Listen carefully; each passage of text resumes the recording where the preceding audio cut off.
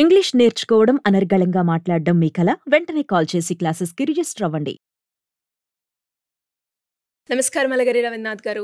నమస్తే అండి సిరి గారు. సార్, పేరెంట్స్ వాళ్ళ పిల్లలకి వాళ్ళ ఆస్తి ఇచ్చిన తర్వాత పిల్లలు రెస్పాన్సిబిలిటీ తీసుకోకపోతే పేరెంట్స్ది, వాళ్ళు ఇచ్చిన ఆస్తి ఏదైతే ఉందో, తల్లిదండ్రులు ఇచ్చిన ఆస్తి వాళ్ళు చూడట్లేదు అని తీసుకునే ఆప్షన్ ఉంటుందా? దీని గురించి చట్టం ఏం చెప్తుంది? దానికి సంబంధించిన డీటెయిల్స్ ఏంటి సార్? కన్న తల్లిదండ్రులని పిల్లలు సరిగ్గా చూసుకోకపోతే వారి యొక్క ఆలనా పాలన, అదేవిధంగా వారికి కావాల్సినటువంటి అంటే వృద్ధాప్యంలో వారికి కావాల్సినటువంటి కనీస అవసరాలు అంటే మెడిసిన్స్ కావచ్చు, వసతి కావచ్చు, ఇట్లాంటి బాగోగులు చూసుకోకుండా వాళ్ళని నడి రోడ్డు మీద విడిచిపెట్టినటువంటి పిల్లలకైతే మాత్రం చట్టం కఠినంగా కొన్ని నియమావళి అయితే రూపొందించడం జరిగింది. అందులో ముఖ్యంగా ఈ senior citizens and parents act అని 2007లో ఏదైతే వచ్చిందో దానికి సంబంధించినటువంటి కొన్ని వివరాలు నేను మీతో పంచుకునే ప్రయత్నం చేస్తాను సిరి గారు. ప్రధానంగా ఎప్పుడైతే ఆస్తులకి అమాంతంగా ఇటీవల కాలంలో అన్ని తెలుగు రాష్ట్రాల్లో నేను చెప్తున్నానండి, ఇటీవల కాలంలో విపరీతంగా ఆస్తులకు వాల్యూలు పెరిగిన తర్వాత పిల్లల్ని ఆస్తులు ఉన్నంతకాలం అంటే తల్లిదండ్రుల చేతిలో ఆస్తులు ఉన్నంతకాలం వాళ్ళని చాలా సక్రమంగా చూసుకొని వాళ్ళ బాగోగులు చూసుకొని వాళ్ళ చేత మంచిగా ఆ యొక్క ప్రాపర్టీస్ని తమ పేరిట, నేను చెప్పేది అమ్మాయిలు కావచ్చు అబ్బాయిలు కావచ్చు, ఆ ప్రాపర్టీని తమ పేరు మీదుగా దాన్ని ట్రాన్స్ఫర్ చేయించుకున్న తర్వాత వారి కనీస అవసరాలు తీర్చుకోవాలని నడి రోడ్డు మీద వదిలేసినటువంటి ఎంతోమంది పిల్లల్ని ఈరోజు మనం చూస్తూ ఉన్నాం. ఇటీవల కేసులు కూడా వాటి మీద విపరీతంగా వస్తున్నాయి. దీనికి సంబంధించి కేంద్ర ప్రభుత్వం 2007లో ఒక చట్టాన్ని కూడా తీసుకొని రావడం జరిగింది. ముఖ్యంగా వృద్ధాప్యంలో తల్లిదండ్రులకు కావాల్సిన కనీస అవసరాలు చూసుకోకపోతే వాళ్ళు ఏదైతే ప్రాపర్టీస్ ఇచ్చారో, అంటే ప్రాపర్టీస్ ఇచ్చినా ప్రాపర్టీస్ లేకపోయినా వాళ్ళని మెయింటెనెన్స్ చేయాల్సిన బాధ్యత పిల్లలకి ఉంది అని చెప్తూ ఒక చట్టాన్ని రూపకల్పన చేశారు. అయితే దీనికి సంబంధించి ఎలా చేయాలి అంటే ఇటీవల కాలంలో రీసెంట్గా మనకు వచ్చే కేసులు కూడా వాటికి సంబంధించి ఉన్నాయన్నమాట. ఎవరిని అప్రోచ్ అవ్వాలి, ఎలా అప్రోచ్ అవ్వాలి? గుర్తుపెట్టుకోండి, ఈ వీడియో చూస్తున్న పేరెంట్స్ ఎవరైనా ఉన్నారు అంటే పిల్లలు చూసుకోవట్లేదు అంటే అంతకాలం వాళ్ళని ఒక ఇంట్లో ఉంచి వాళ్ళ ప్రాపర్టీస్ రాయించుకున్న తర్వాత లేకపోతే వాళ్ళ బాగోగులు చూసుకోకుండా రోడ్డు మీద విడిచిపెట్టేశారు. ఇటువంటి సందర్భాల్లో కొంతమంది గవర్నమెంట్ ఉద్యోగస్తులు ఉన్నారు, వాళ్ళ పెన్షన్ మీదో గ్రాట్యుటీ మీద ఎంతో కొంత 2,000-5,000 రూపాయలు వస్తుంది కాబట్టి వాళ్ళ యొక్క జీవనోపాధి నడుస్తూ ఉంటుంది. అటువంటిది లేని సందర్భంలో ఎలా ఉంటుంది అంటే వాళ్ళ పరిస్థితి అగమ్య గోచరంగా ఉంటుంది, చాలా కష్టంగా ఉంటుంది, బాధ చెప్పుకోలేరు అని అనేక ఇబ్బందులు ఉంటాయి. వృద్ధాప్య సమస్యలు, ఆరోగ్య సమస్యలతో చాలా ఇబ్బందులు పడుతుంటారు. ఇటువంటి వాళ్ళు తక్షణం ఎలా సంప్రదించాలి, ఎవరిని సంప్రదించాలి? ప్రతి జిల్లాకి సంబంధించి కొన్ని మండల డివిజన్స్ ఉంటాయి, రెవెన్యూ డివిజన్స్ ఉంటాయి. ఆ రెవెన్యూ డివిజన్స్ లో 2 డివిజన్లు 3 డివిజన్స్ అలా ఉంటాయి. ఒక్కొక్క రెవెన్యూ డివిజన్స్ ఉంటాయి. ఆ రెవెన్యూ డివిజన్ కి ఒక అధికారి ఉంటాడు, అతన్ని ఆర్డీఓ అంటారు. ఆర్డీఓ అని ఒక మ్యాజిస్ట్రేట్ గా ట్రిబ్యునల్ గా చేసేది యాక్చువల్గా చట్టం ప్రకారం. సో ఆర్డీఓని డైరెక్ట్ గా వెళ్ళి ఆయనకు ఒక లెటర్ గాని మనం పెట్టుకోగలిగితే ఇమీడియట్ గా పిల్లల్ని పిలిపించి, కొడుకులు కూతుర్లు ఎంతమంది ఉన్నారో అందరినీ పిలిపించి కూడా విచారణ చేసే అధికారం ఆర్డీఓ గారికి ఉంది. ఆ ట్రిబ్యునల్కి అథారిటీ పూర్తిగా ఆర్డీఓ గారికి ఉంటుందన్నమాట. ఆయన ఏం చేస్తారు, పిల్లల్ని ఇమీడియట్ గా పిలిచి వారి యొక్క బాగోగులను చూసి వాళ్ళ యొక్క సమస్యలను పూర్తిగా అంటే ఆ పెద్దవారి యొక్క సమస్యల్ని పూర్తిగా విచారించే అధికారం కూడా ఉంటుంది. ఇది ప్రతి జిల్లా కేంద్రంలో కూడా ఒకటి ఉంటుంది. జిల్లా కేంద్రంలో దీనికి సంబంధించి సీనియర్ సిటిజన్ సంబంధించి ఒక అసిస్టెంట్ డైరెక్టర్ స్థాయిలో ఉన్నటువంటి ఆఫీసర్స్ ఒక వింగే పనిచేస్తుంది. ఒక డివిజన్, ఒక ప్రతి జిల్లా కార్యాలయంలో అంటే ప్రతి జిల్లా కలెక్టర్ ఆఫీస్లో ఒక బ్రాంచ్ కూడా పనిచేస్తుంటుంది.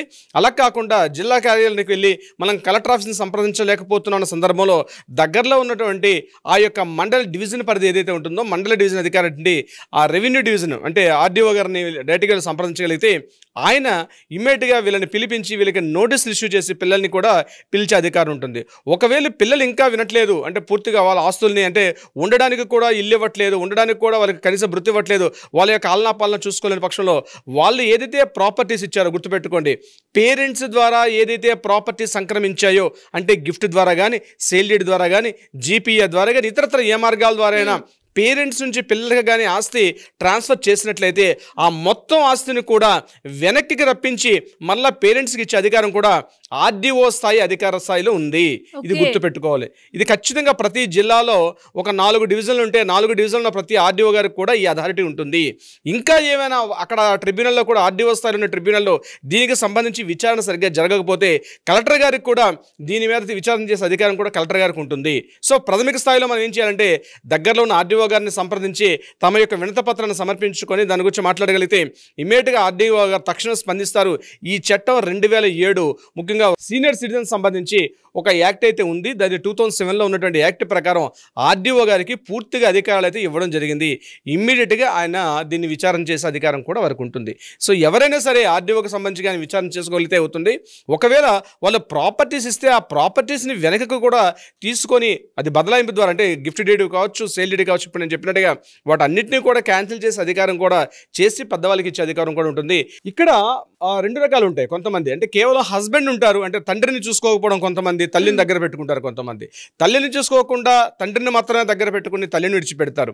ఇటువంటి సందర్భాల్లో కూడా తల్లి అయినా తండ్రి అయినా లేకపోతే ఇద్దరైనా సరే కేవలం ఫాదర్కే ఉంటుంది, కేవలం మదర్కే ఉంటుందని కాకుండా కొంతమంది ఏం చేస్తారంటే మదర్ని దగ్గర పెట్టుకుంటారు, అదేవిధంగా తండ్రిని విడిచిపెడతారు. అట్లా కాదు, తండ్రిని దగ్గర పెట్టుకుంటారు, తల్లినేమో దూరంగా విడిచిపెడతారు. అలా కాకుండా ఇద్దరికి కూడా వర్తిస్తుంది. ఇక ఇది కాకుండా ఇంకొక విషయం ఏంటంటే ఇక్కడ కేవలం ఆడపిల్లలకి హక్కు లేదేమో, ఆడపిల్లలకు మా బాధ్యత కాదు, మాకు పెళ్లి చేసి మేము వేరే ఇంటికి వెళ్ళిపోయాం కాబట్టి మాకు సంబంధం లేదని ఆడపిల్లలు కూడా తప్పించుకునే ప్రయత్నం చేస్తారేమో. లేదు, ఆడపిల్లలకు కూడా హక్కు ఉంటుంది, ఆడపిల్లలకు కూడా వాళ్ళని చూసుకునే బాధ్యత ఉంది. ఎందుకంటే వారి యొక్క ఆస్తిలో ఆడపిల్లలకు హక్కు వచ్చేటప్పుడు వాళ్ళ బాగోగులు చూసుకునే బాధ్యత కూడా ఆడపిల్లలకు కూడా ఉంటుంది. అంటే దగ్గర తీసుకొచ్చి పెట్టుకోకపోవడం పక్కన పెడితే వాళ్ళకి ఎంతో కొంత వృత్తి ఇవ్వాల్సిన అవసరం ఉంటుంది. అంటే ఒకవేళ అన్నదమ్ములు అంటే వాళ్ళకి ఎంత ఇవ్వాలి, ఎంత పేమెంట్ ఇవ్వాలన్నది అక్కడ ఆర్డీఓ గారు నిర్ణయిస్తారు. అంటే వారి యొక్క జీవన ప్రమాణాన్ని బట్టి ఎంత అమౌంట్ ఇస్తే సరిపోతుందని చెప్పి, అంటే కనీసం ఉండడానికి ఒక వసతి ఉండాలి, వాళ్ళకి వైద్య ఖర్చు లిమిట్ ఉంటుంది, వారి యొక్క మిగిలినటువంటి వాటికి సంబంధించి అంటే వాళ్ళ మెయింటెనెన్స్ సంబంధించి కూడా ఉంటుంది.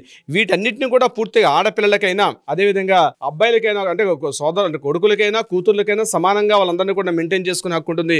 రోడ్ల మీద మాత్రం వారిని బయటపడే హక్కు మాత్రం పిల్లలకి ఎట్టి పరిస్థితులు లేదని చెప్పి దీనికి చెప్తుంది. కొంతమంది డౌట్ పెడతారు, సార్ మేము గవర్నమెంట్ ఉద్యోగం చేసాం, మాకు పెన్షన్ వస్తుంది కాబట్టి బహుశా మాకు పిల్లల్ని అట్లా పట్టించుకోరంటే, మీరు గవర్నమెంట్ ఎంప్లాయీస్గా పనిచేసి అంటే ప్రభుత్వ ఉద్యోగులుగా పనిచేసి రిటైర్మెంట్ అయినా లేదా వ్యాపారాలు చేసి రిటైర్మెంట్ అయినా ఇతరత్ర ఏ రకంగా చేసినా మీరైతే సీనియర్ సిటిజన్స్కి వయసులో ఉన్నాక అంటే మాకు పెన్షన్ వస్తుంది కాబట్టి గవర్నమెంట్ మాకు వృత్తి చూడదని కాదు, మిమ్మల్ని చూసుకోవాల్సిన బాధ్యత పిల్లల పైన ఉంది. కాబట్టి ఎటువంటి సందర్భాల్లోనైనా ఆర్డీఓ స్థాయి అధికారికి పూర్తిగా ఒక ట్రిబ్యునల్ ఏర్పాటు చేశారు.